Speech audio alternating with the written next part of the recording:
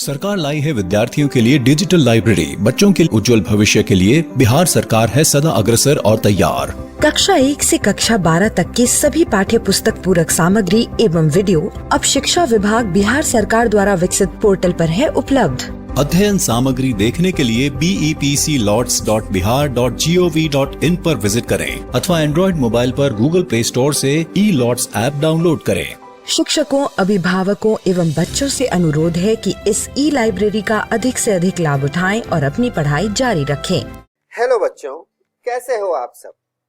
एक बार फिर से आप सभी का स्वागत है बिहार सरकार के मेरा दूरदर्शन मेरा विद्यालय कार्यक्रम में। बच्चों, हम उम्मीद करते हैं कि आप सभी अपने घर पर सुरक्षित होंगे और अच्छे से पढ़ाई कर रहे होंगे। कर रहे हैं ना बच्चों? हाँ, पढ़ाई करना बहुत आवश्यक है, तो सभी लोग अच्छे से पढ़ाई कीजिएगा। और याद तो होगा ही आप सभी को क्या करना होता है एपिसोड देखने के बाद। एपिसोड देख लेने के बाद आपको अपने किताब से सवालों को हल करना होता है। तो आज हम लोग गणित पढ़ेंगे, तो गणित में सवालों को हल करना बहुत जरूरी है। आइए देखते हैं कक्षा 11 में हम क्या पढ़ेंगे। कक्षा 11 में हम गणित में स्ट्रेट लाइंस पार्ट को पढ़ेंगे। इसके बाद बायोलॉजी में प्लांट ग्रोथ एंड डेवलपमेंट के बारे में जानेंगे।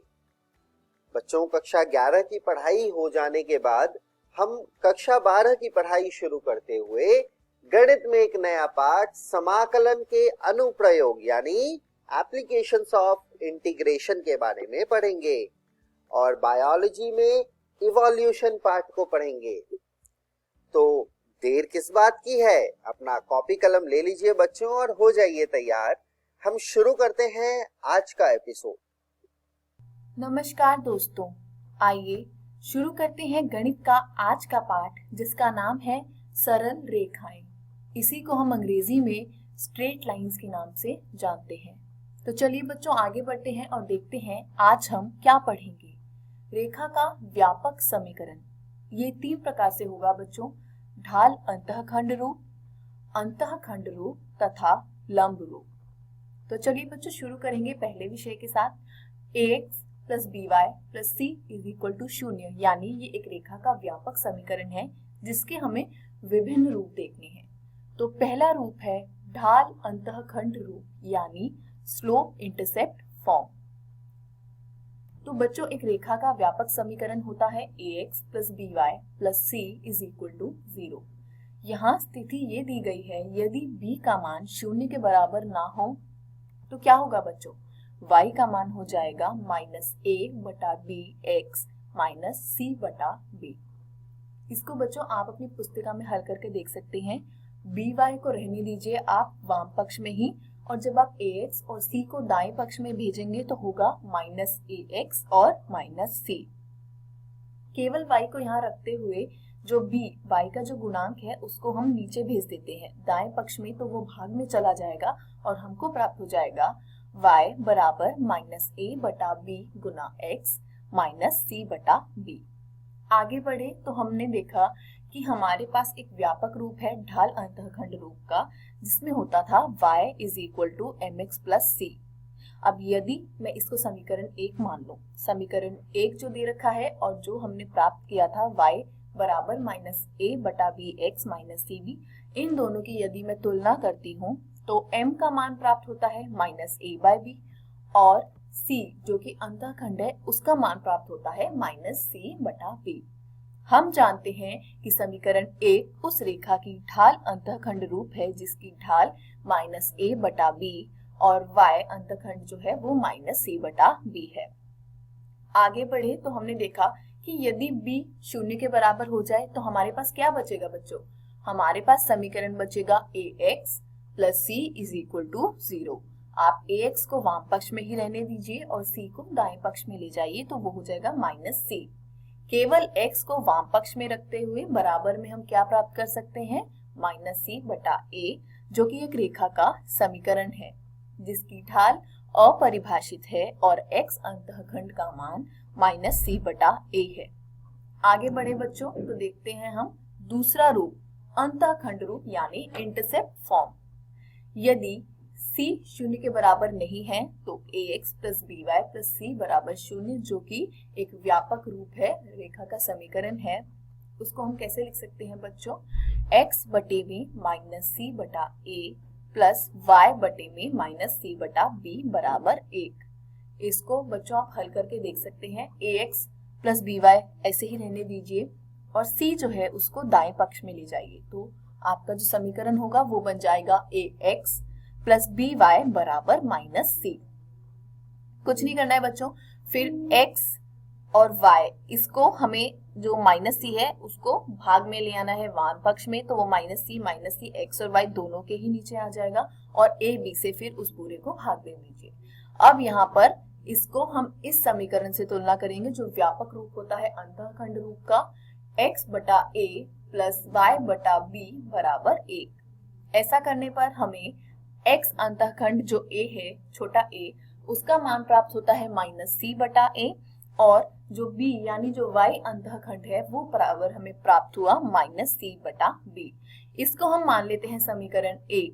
तो हम जानते हैं कि समीकरण 1 उस रेखा के समीकरण का अंतःखंड रूप है जिसके क्रमशः x अंतःखंड माइनस सी बटा a और y अंतःखंड माइनस सी बटा b है। आगे बढ़े तो हमने देखी एक और स्थिति कि यदि c शून्य के बराबर हो जाए तो समीकरण जो है हमारा वो कुछ इस प्रकार का हो जाएगा, ax प्लस बी वाई बराबर शून्य। ऐसा हम लिख सकते हैं, जो मूल बिंदु से जाने वाली रेखा है और इसलिए अक्षों पर शून्य अंतःखंड है। इस पर आधारित बच्चों कर लेते हैं एक उदाहरण।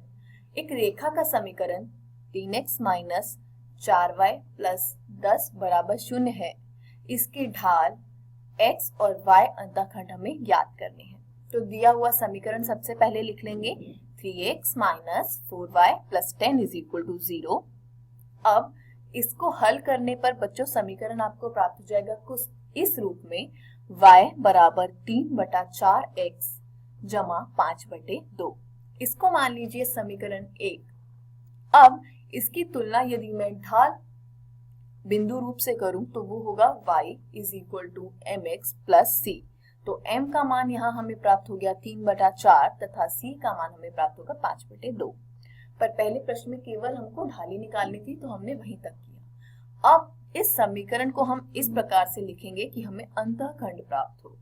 तो बच्चों आपको सिखाया था जब c का मान शून्य ना हो तो क्या करना है, c को ले जाएंगे हम दाएं पक्ष में। यहाँ c का मान 10 है, 10 को जब मैं दाएं पक्ष में लेके जाऊंगी तो वो होता है माइनस 10।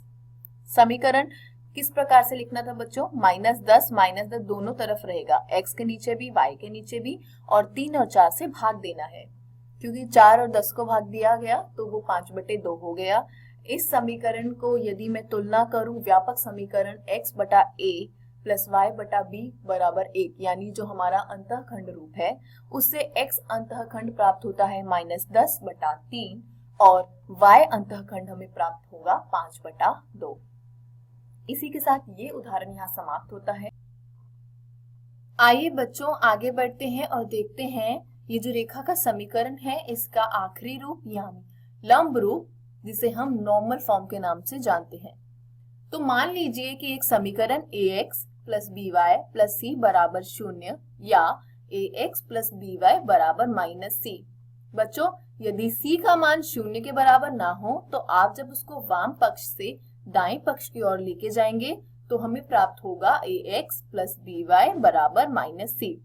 इससे निरूपित रेखा का जो लंब रूप होगा वो होगा x cos omega plus y sin omega बराबर p।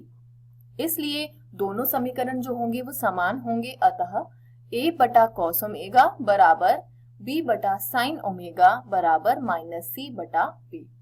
इसको जब हमने आगे हल किया तो देखा कि cos ओमेगा का हमें मान प्राप्त हुआ माइनस AP बटा C और sin ओमेगा का जो हमें मान प्राप्त हुआ वो हुआ है माइनस BP बटा C। अब बच्चों आपने अपनी कक्षा 10वीं में पढ़ा होगा एक पाठ त्रिकोणमिति का परिचय। उसमें आपने पढ़ी होंगी कुछ त्रिकोणमितीय सर्वसमीकाएं जैसे sin square theta plus cos square theta बराबर 1। यहाँ पर आपको sin स्क्वायर ओमेगा और cos स्क्वायर ओमेगा दे रखा है। कुछ नहीं करना बच्चों, साइन ओमेगा का मान डाल दीजिए माइनस बीपी बटा सी और cos ओमेगा का मान डाल दीजिए माइनस AP बटा C। उनके वर्गों का योग लेंगे तो हमें प्राप्त हो जाएगा कि P स्क्वायर का मान आता है C स्क्वायर बटा A square plus B square. ये जो है बच्चों P स्क्वायर का मान था। यदि मैं P का मान प्राप्त करना चाहूं तो वो हो जाएगा प्लस माइनस C बटा under root A square plus B square. यहाँ से हमको cos ओमेगा और sin ओमेगा का जो मान है वो प्राप्त हो जाएगा। बच्चों आप यहाँ वीडियो को पॉज करके इन सभी जो आपके समीकरण बनते जा रहे हैं इनको अपनी पुस्तिका में स्वयं हल कर कर देख सकते हैं। इस प्रकार समीकरण ax plus by plus c बराबर 0 का जो लंब रूप है वो आता है x cos omega plus y sin omega बराबर p, जहाँ cos ओमेगा बराबर प्लस माइनस a बटा under root a square plus b square, sine omega बराबर प्लस माइनस b बटा under root a square plus b square और p बराबर plus minus c बटा under root a square plus b square. चिन्हों का उचित चयन इस प्रकार किया जाता है कि p धनात्मक रहे। तो बच्चों आप इसमें जो cos ओमेगा साइन ओमेगा इसमें जो चिन्ह है आप इस प्रकार से देखेंगे कि p का जो मान आए वो धनात्मक आए। तो चलिए बच्चों आगे बढ़ते हैं और देखते हैं इसी पर आधारित एक उदाहरण में कहा गया है कि एक समीकरण है under root 3x plus y minus 8 बराबर 0। इसको लंब रूप में रूपांतरित करना है और p तथा ओमेगा का मान ज्ञात करना है। आगे बढ़े तो हमने देखा हल। दिया हुआ समीकरण जो है under root 3x plus y minus 8 बराबर 0, इसको हम मान लेते हैं समीकरण 1 और 1 से हमको प्राप्त हुआ a का मान अंडर रूट 3 और b का मान 1। तो जब इन दोनों का वर्गों का योग हम लेते हैं तो हमको 4 प्राप्त होता है और अंडर रूट 4 का मान होता है 2। अब यदि मैं 2 से भाग दूं तो मुझे प्राप्त होगा समीकरण अंडर रूट 3 बटा 2x प्लस 1 बटा 2y बराबर 4। जब इस समीकरण की हम तुलना करेंगे, किससे करनी है बच्चों तुलना? हम इसका तुलना करेंगे त्रिकोणमितीय फलन के जो मान दिए होते हैं। तो cos 30 डिग्री का मान है अंडर रूट 3 बटा 2, तो मैं अंडर रूट 3 बटा 2 की जगह cos 30 डिग्री लिख सकती हूँ। और 1 बटा 2 क्या होता है बच्चों? ये होता है sin 30 डिग्री, तो यहाँ पर मैं sin 30 डिग्री लिख सकती हूँ और इसको हमने माना समीकरण 2। अब रेखा के व्यापित समीकरण का जो लंब रूप होता है वो होता है x cos omega plus y sin omega बराबर p। इससे जब हम दोनों की तुलना करेंगे समीकरण 2 और व्यापक समीकरण की, तो p का मान प्राप्त होता है 4 और ओमेगा का मान होता है 30 डिग्री। इसी के साथ बच्चों हमारा आज का ये अध्याय समाप्त होता है। आशा करती हूँ आपको समझ आया होगा। आज हमने पढ़ा रेखा के व्यापक समीकरण के 3 विभिन्न रूपों के बारे में। घर जाइए बच्चों, प्रश्नावली में दिए गए प्रश्नों का निरंतर अभ्यास कीजिए। किसी भी प्रकार के संदेह एवं सहायता के लिए हम हमेशा उपलब्ध हैं। धन्यवाद। नमस्कार दोस्तों, आज हम जीव विज्ञान का एक नया पाठ शुरू करेंगे जिसका नाम है पादप वृद्धि एवं परिवर्धन। अब हम इसका पहला पाठ पढ़ेंगे। इस वीडियो में हम पढ़ेंगे परिचय और वृद्धि के बारे में। परिचय। अब आप बीज पौध, पादप तथा परिपक्व पौधों जैसे शब्द से परिचित हो गए हैं। आपने यह भी देखा है कि सभी पेड़ समय के अंतराल के नियामक ऊंचाई एवं गोलाई में लगातार वृद्धि करते हैं। हालांकि उसी वृक्ष की पत्तियां, फूल एवं फल आदि न केवल एक सीमित लंबाई चौड़ाई तक होते हैं, बल्कि समयानुकूल वृक्ष से निकलते एवं गिर जाते हैं। यही प्रक्रिया लगातार दोहराई जाती है।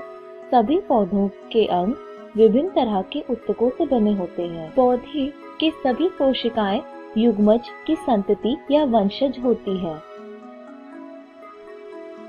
सेब में अंकुरन एवं नवोद्भिदों का परिवर्धन। ये कुछ इस प्रकार का दिखता है। परिवर्धन 2 प्रक्रियाओं का योग्य है, वृद्धि एवं विभेदन। शुरुआत में यह जानना अनिवार्य है कि परिपक्व वृक्ष का परिवर्धन एक युग्मक से शुरू होकर एक सुनिश्चित एवं उच्च नियमित वंशानुक्रम की घटना है। इस प्रक्रिया के दौरान एक जटिल शरीर संरचना का गठन होता है जो जड़ों, पत्तियों, शाखाओं, फूलों, फलों एवं बीजों के उत्पादित करता है और अंततः वे मर जाते हैं। एक जीवित वस्तु के लिए वृद्धि को सर्वाधिक आधारभूत एवं सुस्पष्ट विशिष्टता के रूप में जाना जाता है। वृद्धि को अवयव या अंग या इसके किसी भाग या यहाँ तक कि एक कोशिका के आधार में अनिवार्य स्थायी बढ़त के रूप में परिभाषित किया जा सकता है। सामान्यतः वृद्धि उपापचय प्रक्रियाओं से जुड़ा होता है जो ऊर्जा के व्यय पर आधारित होता है। इसलिए एक पत्ती का विस्तार वृद्धि है और ये इस प्रकार का दिखता है। पादप वृद्धि प्राय अपरिमित है। पादप वृद्धि अनूठे ढंग से होती है क्योंकि पौधे जीवन भर असीमित वृद्धि की क्षमता को अर्जित किए होते हैं। इस क्षमता का कारण उनके शरीर में कुछ खास जगहों पर विभेदक यानी मेरिस्टेम ऊतकों की उपस्थिति है। ऐसे विभेदकों की कोशिकाओं में विभाजन एवं व शाश्वतता यानी निरंतरता की क्षमता होती है। हालांकि यह उत्पाद जल्द ही विभाजन की क्षमता खो देते हैं और ऐसी कोशिकाएं जो विभाजन की क्षमता खो देती है वे पादप शरीर की रचना करती है। इस प्रकार की वृद्धि जहाँ पर भी विभेदक की क्रियात्मकता से पौधे के शरीर में सदैव नई कोशिकाओं को जोड़ा जाता है उसे वृद्धि का खुला स्वरूप कहा जाता है। मूल शिखाग्र विभेदक तथा प्ररोह शिखाग्र विभेदक पौधों की प्राथमिकता वृद्धि के लिए जिम्मेदार होते हैं और मुख्यतया पौधे के अक्ष के समानांतर दीर्घीकरण में भागीदारी करते हैं। द्विबीज पत्ती तथा नग्न बीज पौधों में पार्श्व विभेदक संवहनी कैम्बियम तथा कॉर्क कैम्बियम जीवन में बाद में प्रकट होते हैं। ये विभेदक उन अंगों की चौड़ाई को बढ़ाते हैं जहां ये क्रियाशील होते हैं। इसे द्वितीयक वृद्धि के नाम से जाना जाता है। वृद्धि माप योग्य है। संवहनी कोशिकीय स्तर पर वृद्धि मुख्यतः जीव द्रव्य मात्रा में वृद्धि का परिणाम है। चूंकि जीव द्रव्य की वृद्धि को सीधा मापना कठिन मूल है, अतः कुछ दूसरी मात्राओं को मापा जाता है जो कम या ज्यादा इसी के अनुपात में होते हैं। इसलिए वृद्धि को विभिन्न मापदंडों द्वारा मापा जाता है।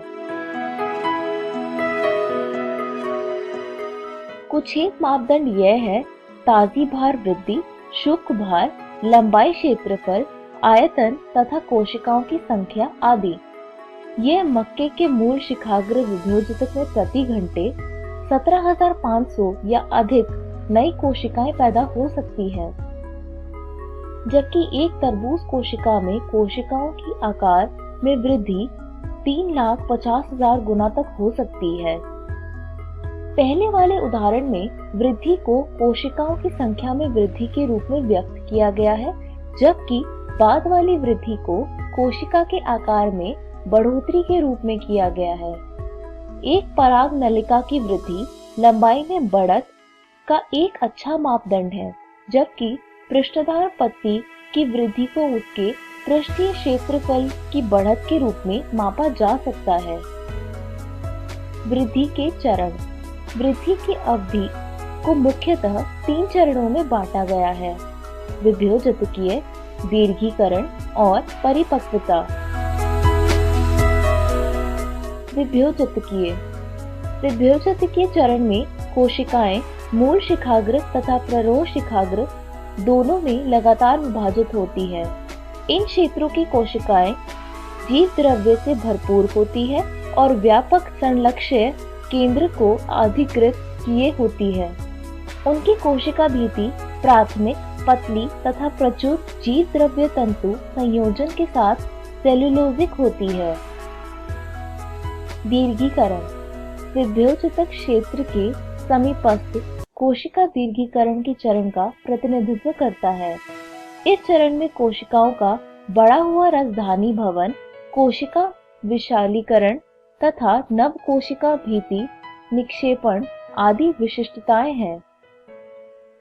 परिपक्वता पुनः शिखाग्र से आगे अर्थात दीर्घीकरण के अधिक समीपस्थ अक्ष का वह भाग स्थित होता है जो कि परिपक्वता के चरण में जा रहा होता है।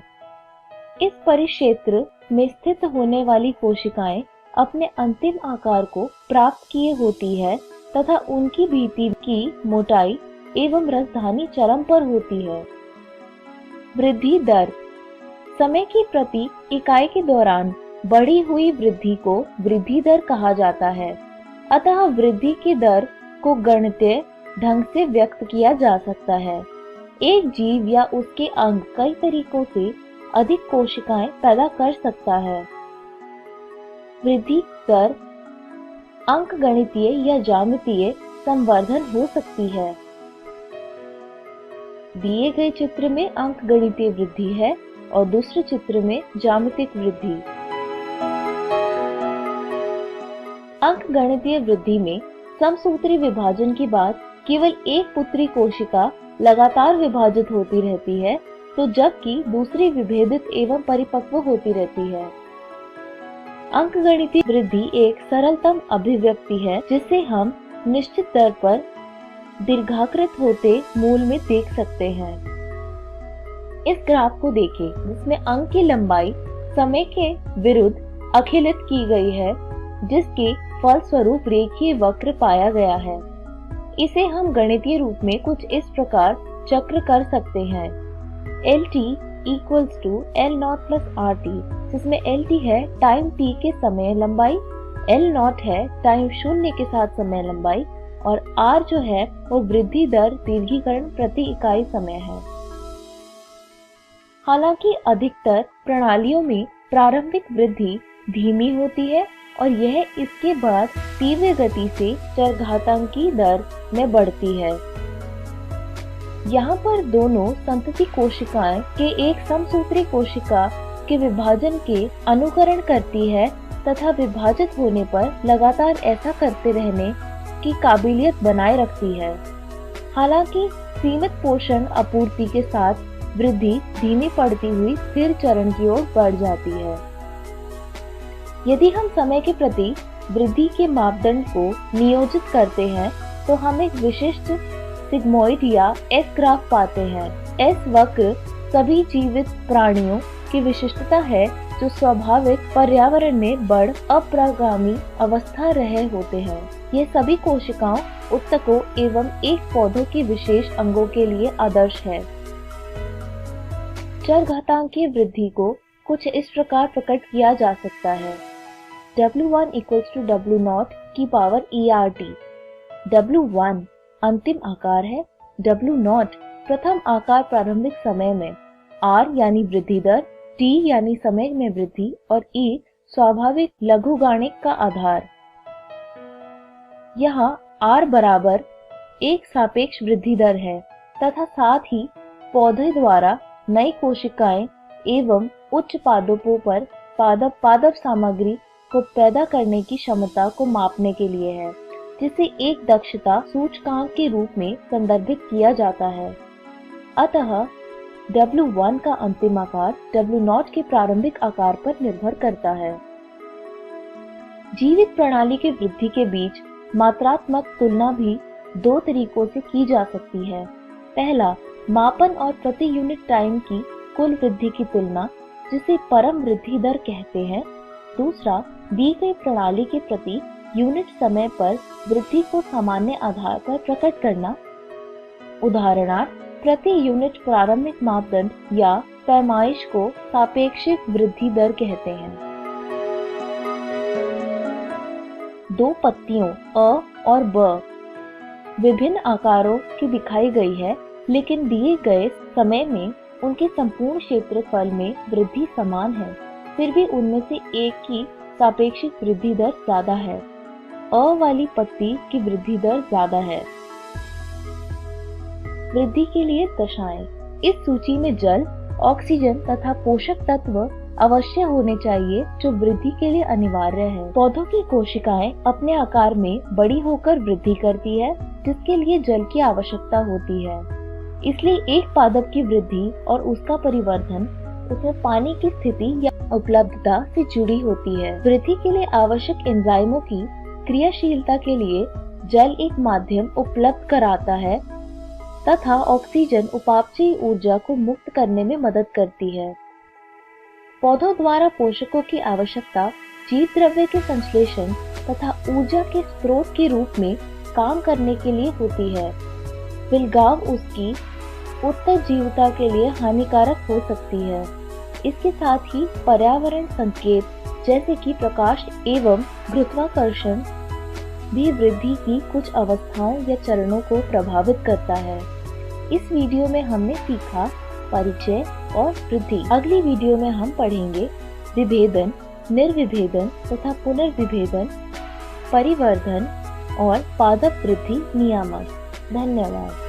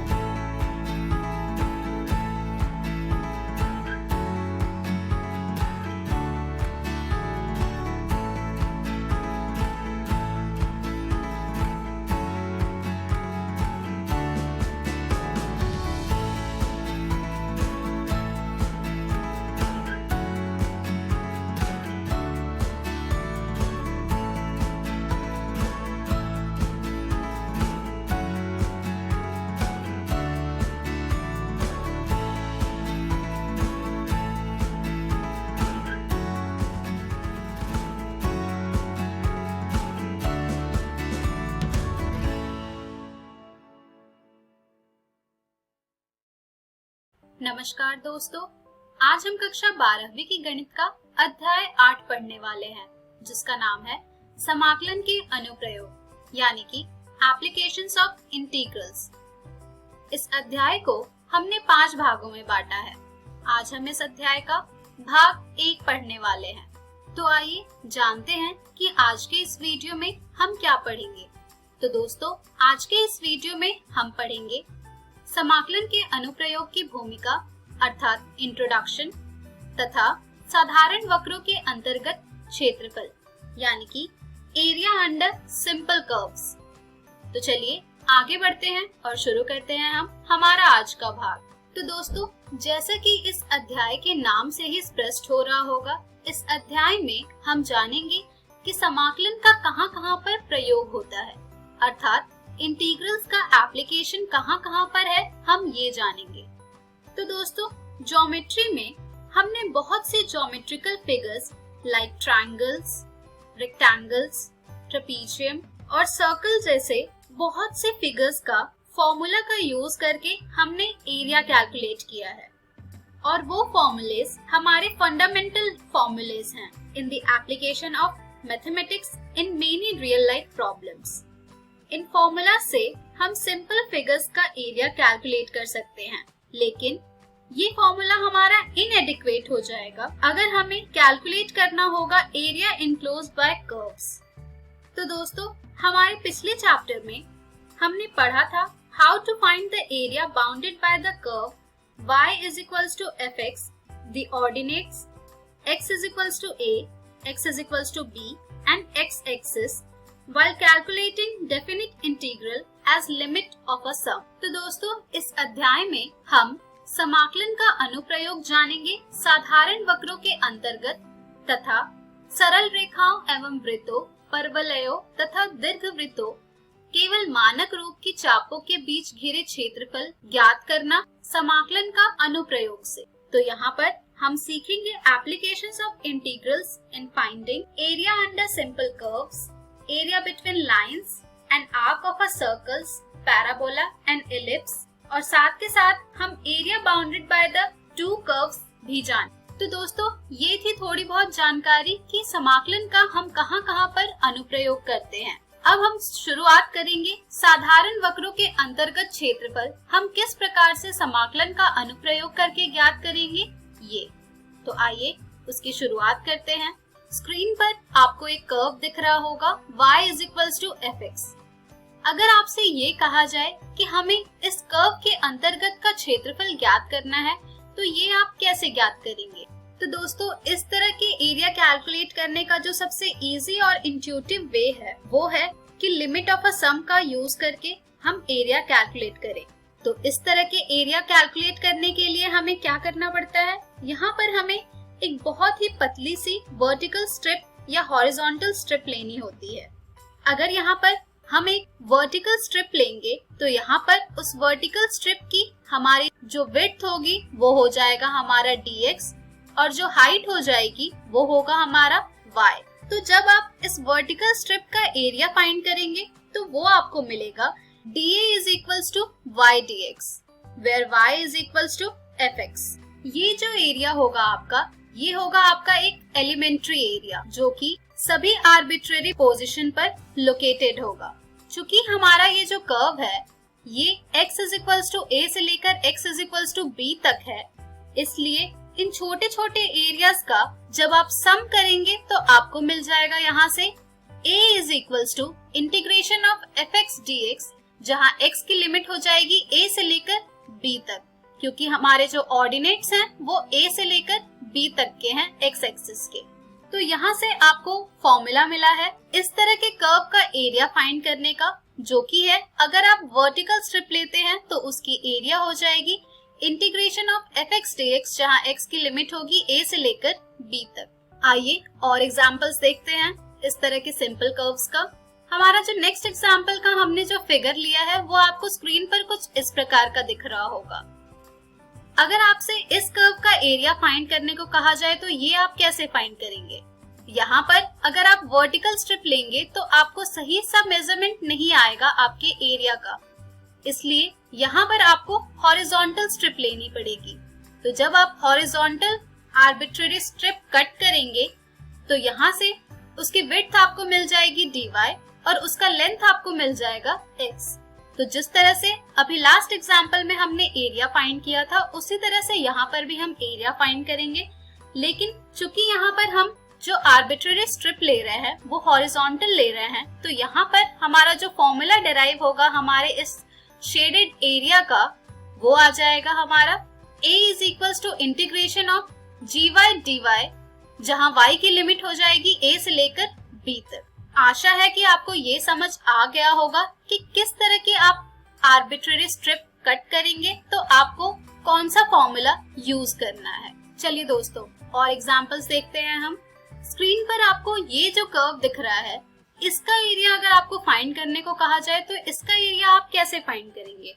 सिमिलरली आर्बिट्रेरी स्ट्रिप के कॉन्सेप्ट से भी यहाँ पर आप एरिया आसानी से फाइंड कर लेंगे, जिसका कि फॉर्मूला सिमिलर ही होगा, लेकिन यहाँ पर जो मेजर डिफरेंस होगा वो होगा कि यहाँ पर जो आपका एरिया आएगा वो नेगेटिव में आएगा, लेकिन एरिया कभी नेगेटिव में आएगी नहीं, इसलिए यहाँ पर हम हमारे उस एरिया का मॉड्यूलस लेंगे तो यहाँ से हमारे एरिया का जो फॉर्मूला डिराइव हो जाएगा वो हो जाएगा mod of integration fx dx, जहाँ x की लिमिट होगी a से लेकर b तक, क्योंकि हम हमेशा एब्सोल्यूट वैल्यू कैलकुलेट करते हैं एरिया के लिए। सिमिलरली एक और एग्जांपल देखते हैं। स्क्रीन पर आपको जो नेक्स्ट कर्व दिख रहा है वो कुछ इस प्रकार का दिख रहा होगा। अब अगर आपको इस तरह के कर्व का एरिया फाइंड करना है तो ये आप कैसे फाइंड करेंगे? तो दोस्तों सिमिलरली आर्बिट्रेरी स्ट्रिप का कॉन्सेप्ट यूज करके आप दोनों एरिया जो आपको दिख रही है उस एरिया के मेजरमेंट में आर्बिट्रेरी स्ट्रिप लेंगे और दोनों एरिया को A1 और A2 मान लेंगे। एक एक करके आप इन दोनों का एरिया निकालेंगे तो आपका जो एरिया का फॉर्मूला आ जाएगा वो आ जाएगा modulus of A1 plus A2। क्योंकि A1 डाउनवर्ड डायरेक्शन में है इसलिए यहाँ पर जब आप इसका एरिया कैलकुलेट करेंगे तो ये नेगेटिव आएगा, लेकिन हमें यहाँ पर एब्सोल्यूट वैल्यू लेनी होती है, इसलिए यहाँ पर हमारा जो A1 होगा उसका हम मॉड्यूलस लेंगे और A2 हम उसमें ऐड कर देंगे। तो इन दोनों का मेजरमेंट ऐड करने के बाद आपको जो मिलेगा वो हो जाएगा इस गिवन कर्व का इनक्लोज्ड एरिया। तो दोस्तों ये कुछ एग्जांपल्स थे जिसमें आपने देखा कि किस तरह से आर्बिट्रेरी स्ट्रिप लेकर हम गिवन कर्व का एरिया फाइंड करते हैं, जिससे कि ये कुछ फॉर्मूलाज डेराइव हुए हैं। अब इन फॉर्मूलाज का यूज करेंगे हम क्वेश्चन सॉल्व करने में, और फिर हम प्रैक्टिस कर करके सीख जाएंगे कि किस तरह से हम इंटीग्रेशन का यूज करते हैं एरिया फाइंड करने में। तो चलिए दोस्तों, अब हम बढ़ते हैं हमारे एक क्वेश्चन की तरफ, जिसमें हम देखेंगे कि किस तरह ये आर्बिट्ररी स्ट्रिप कॉन्सेप्ट यूज करके हम area of the enclosed figure find करते हैं। हमारा गिवन क्वेश्चन है, वृत्त x square plus y square is equals to a square का क्षेत्रफल ज्ञात कीजिए। यानी कि ये गिवन जो सर्कल है इसका हमें एरिया फाइंड करना है। तो दोस्तों, इसका एरिया हम कैसे फाइंड करेंगे? इसका एरिया भी हम फाइंड करेंगे आर्बिट्ररी स्ट्रिप का कॉन्सेप्ट यूज करके। उसके बाद जिस तरह का स्ट्रिप हम ले रहे हैं उस तरह के फॉर्मूला यहाँ पर पुट करेंगे और एरिया फाइंड करेंगे। तो आइए देखते हैं इसके स्टेप बाय स्टेप प्रोसीजर कि किस तरह से हम एरिया फाइंड करेंगे हमारे इस गिवन क्वेश्चन का। तो दोस्तों, क्वेश्चन में हमें दिया गया है एक सर्कल का इक्वेशन जो कि है x square plus y square is equals to a square. तो यहाँ पर a स्क्वायर है हमारा रेडियस का स्क्वायर, यानी कि हमारा जो रेडियस है यहाँ पर वो है a। तो सर्कल ड्रॉ करने के लिए, जैसा कि आप सब जानते हैं, रेडियस पता होना बहुत ही जरूरी होता है। तो सबसे पहले हम सर्कल ड्रॉ करेंगे using the help of radius. Radius हमारा आएगा यहाँ पर a0, ओरिजिन हमारी 0 0 होती है। अब हमसे इस क्वेश्चन में पूछा जा रहा है कि ये जो सर्कल है ये कितना स्पेस या कितना एरिया इनक्लोज कर रही है। तो इसका एरिया फाइंड करने के लिए हम यहाँ पर क्या करेंगे, सबसे पहले हम किसी एक क्वाड्रेंट का एरिया फाइंड करेंगे आर्बिट्ररी स्ट्रिप से, और फिर उसे 4 से मल्टीप्लाई कर देंगे। 4 से जब हम उसे मल्टीप्लाई करेंगे तो हमारे इस पूरे सर्कल का एरिया हमें मिल जाएगा। तो दोस्तों, ये जो क्वाड्रेंट है हमारा, यहाँ पर अब हम वर्टिकली स्ट्रिप ले रहे हैं आर्बिट्ररी, जिसका की लेंथ हो जाएगा y और विड्थ हो जाएगा dx। तो चूंकि यहाँ पर वर्टिकल स्ट्रिप लिया है तो यहाँ से हमें इसका एरिया मिल जाएगा 4 मल्टीप्लाइड बाय दिए हुए वक्र का अर्थात कर्व का x एक्सिस और ordinate x is equals to 0 and y is equals to a से इनक्लोज्ड एरिया AOBA का। तो यहाँ से हमें मिल जाएगा 4 multiplied by integration y dx, जहाँ x की लिमिट होगी 0 से लेकर a तक। अब यहाँ पर y dx है तो यहाँ पर हमें अब y की वैल्यू पुट करनी होगी। y की वैल्यू हम कैसे पुट करेंगे? y की वैल्यू हम हमारी गिवन सर्कल के इक्वेशन से डिराइव करेंगे और पुट करेंगे। तो यहाँ से हमें जो y की वैल्यू मिल रही है वो मिल रही है y square is equals to a square minus x square, which implies that y is equals to under root a square minus x square. जब इस वैल्यू को हम इस फॉर्मूला में पुट करेंगे तो यहाँ से हमें मिल जाएगा 4 multiplied by integration under root a square minus x square dx, जहाँ x की लिमिट होगी 0 से लेकर a तक। अब यहाँ पर under root a square minus x square dx का इंटीग्रेशन का फॉर्मूला आप सब जानते होंगे। उस फॉर्मूला को हम अब यहाँ पर पुट करेंगे, जिससे कि हमारा ये इंटीग्रेशन आसानी से सॉल्व हो जाएगा।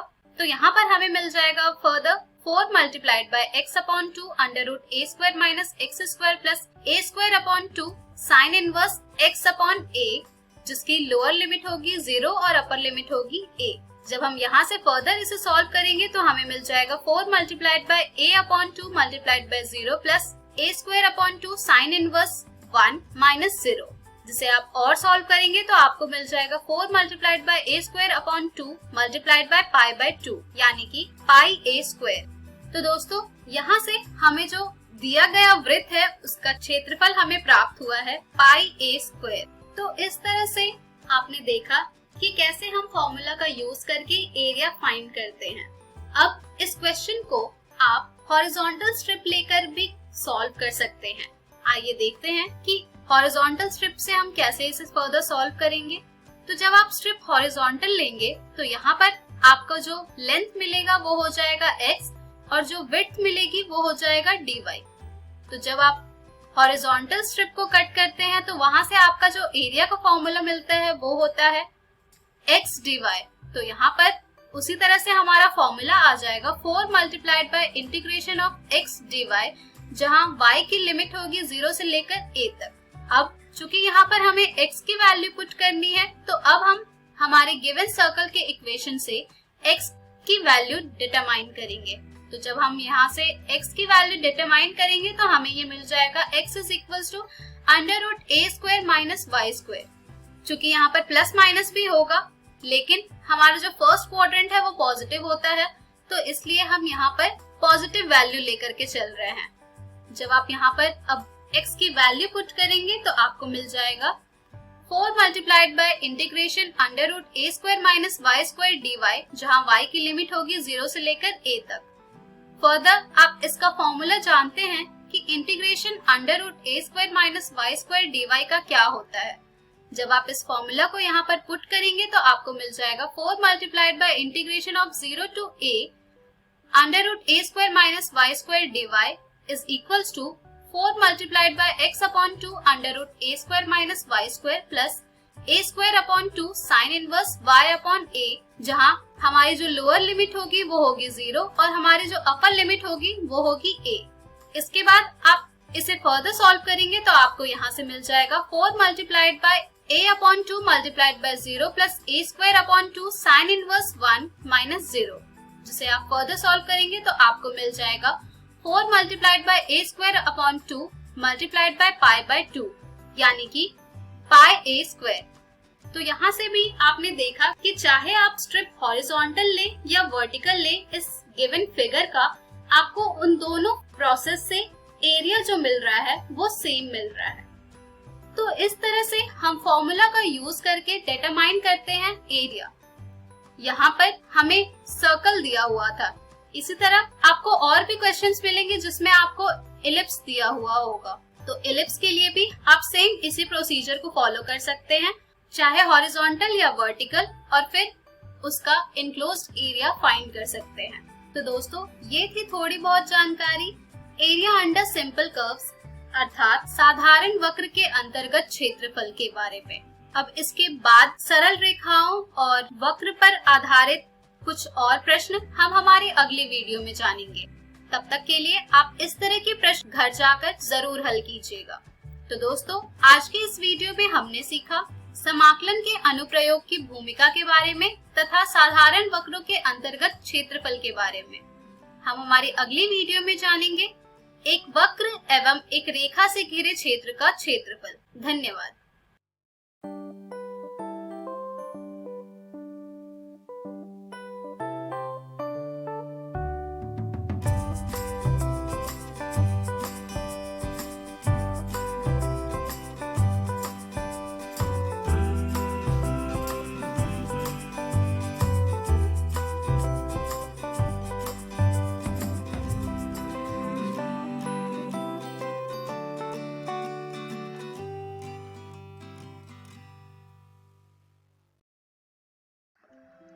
हेलो दोस्तों, आज की इस वीडियो में आप सभी का स्वागत है।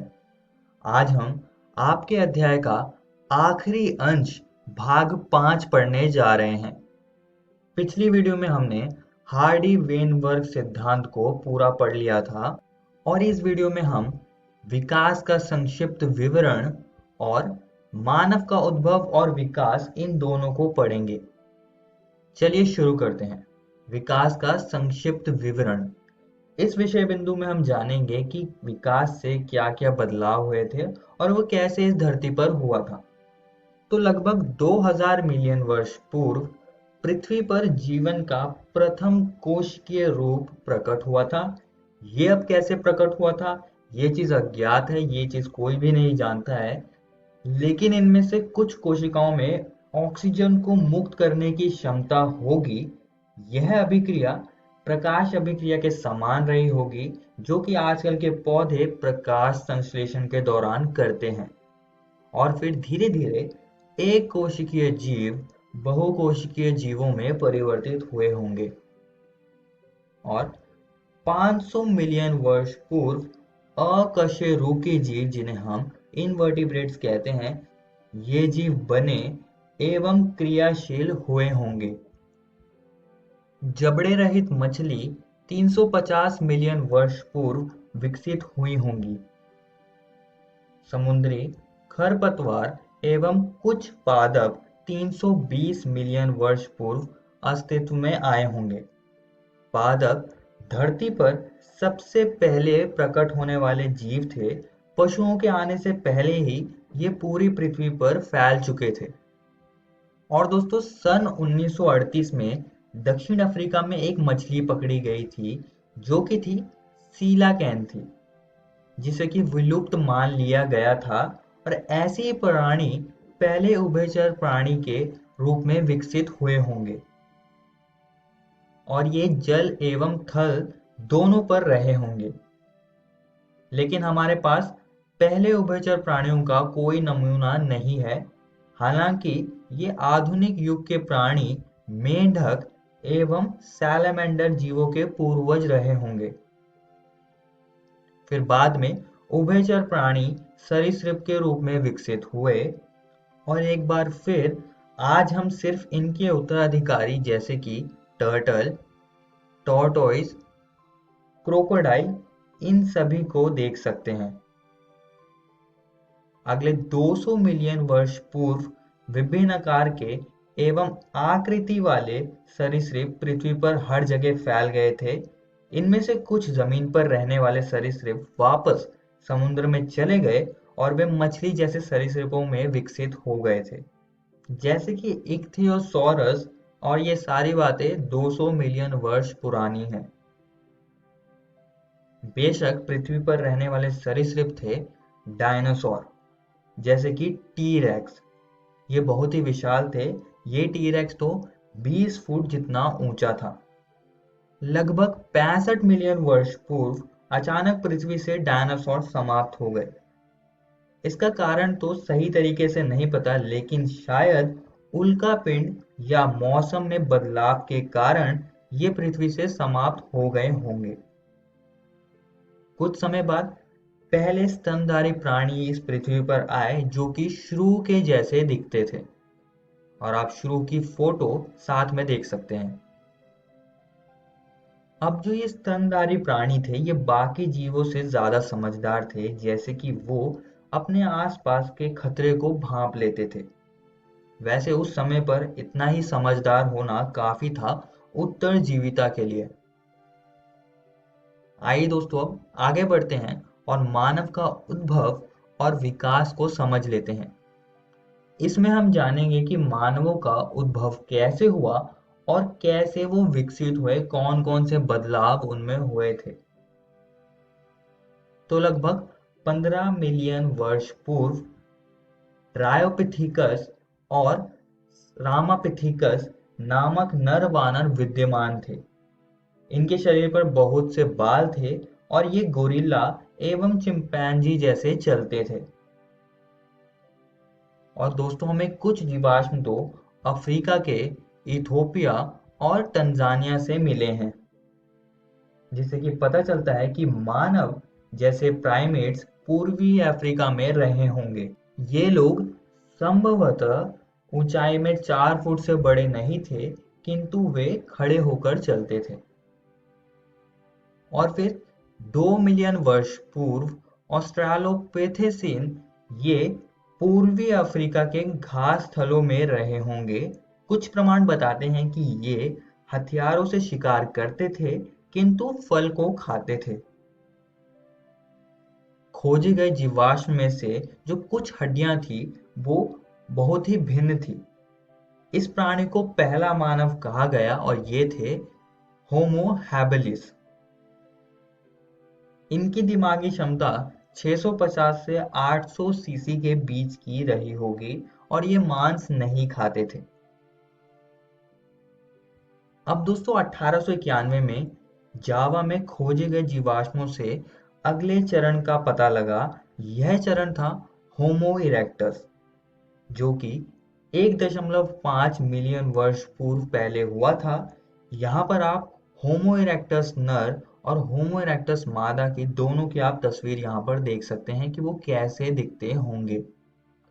होमो इरेक्टस का मस्तिष्क बड़ा था, जो कि लगभग 900 सीसी का रहा होगा और ये मांस खाते थे। फिर इसके बाद दोस्तों मानव विकसित हुए और ये बने निएंडरटाल मानव। निएंडरटाल मानव 1400 सीसी आकार वाले मस्तिष्क लिए हुए 1 लाख से 40,000 वर्ष पूर्व लगभग पूर्वी एवं मध्य एशियाई देशों में रहते थे। वे अपने शरीर की रक्षा के लिए खालों का इस्तेमाल करते थे और अपने मृतकों को जमीन में गाड़ते थे। और दोस्तों, हिमयुग के समय होमोसेपियंस, जो कि मॉडर्न मैन जिन्हें हम कहते हैं, वो विकसित हुए। मानव ने प्राग ऐतिहासिक गुफा चित्रों की रचना लगभग 18,000 वर्ष पूर्व की थी। और ऐसी ही गुफा चित्र आप देख सकते हैं आज भी। एक जो चित्र है वो मध्य प्रदेश के रायसेन जिले में भीमबेटका रॉक आश्रय में है। तो आप वहां पर ऐसे प्राचीन काल मानवों से बने हुए गुफा चित्र देख सकते हैं। और दोस्तों, कृषि कार्य लगभग 10,000 वर्ष पूर्व शुरू हुआ था। और आज तो हम जानते ही हैं कि ये पृथ्वी पर कितने सारे जीव रहते हैं और कैसे ये विकसित हुई है, और आगे जाकर ना जाने कितनी और ज्यादा विकसित होगी। यहाँ पर दोस्तों आपका अध्याय विकास समाप्त होता है। इस वीडियो में हमने जाना विकास का संक्षिप्त विवरण, और साथ ही में हमने मानव का उद्भव और विकास को भी समझा। और दोस्तों, मैं आप सभी को एक और बात बताना चाहता हूँ कि आज हमने आपकी एनसीईआरटी पुस्तक के ये 2 टॉपिक्स और ये पूरा का पूरा अध्याय समाप्त कर दिया है। आप इसको जरूर घर से किताब से पढ़कर आइएगा। अगली वीडियो में हम इस अध्याय से संबंधित प्रैक्टिस क्वेश्चनों को देखेंगे और जानेंगे कि कैसे प्रश्न आपसे इस अध्याय के पूछे जा सकते हैं परीक्षा में। धन्यवाद।